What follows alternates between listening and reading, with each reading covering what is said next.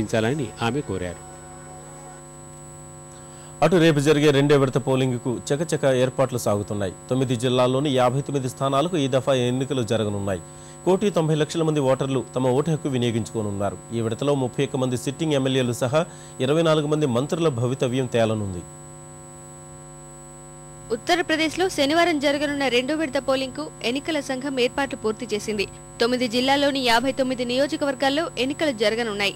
సంత్ కబీర్ నగర్, మహారాజ్ గంజ్, గోరఖ్పూర్, ఖుషీనగర్, డియోరా, అజాంగఢ్, మౌ, బల్లియా, ఘాజీపూర్ జిల్లాల్లో ఎన్నికల సంఘం 12,995 పోలింగ్ కేంద్రాలు ఏర్పాటు చేసింది. ఈ విడతలో 1,90,00,000 మంది ఓటర్లు అభ్యర్థుల భవితవ్యాన్ని ఈవీఎంలలో నిక్షిప్తం చేయనున్నారు.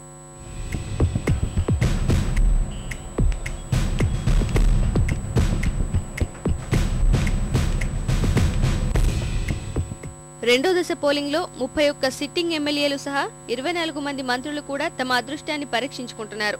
సభాపతి సుఖ్రాజ్ భర్, రెవెన్యూ మంత్రి ఫాగు చౌహాన్, బీఎస్పీ, భాజపా రాష్ట్ర అధ్యక్షులతో పాటు సమాజ్వాదీ శాసనసభాపక్ష ఉపనేత అంబికా చౌదరి ఓటర్ల తీర్పు కోరుతున్నారు.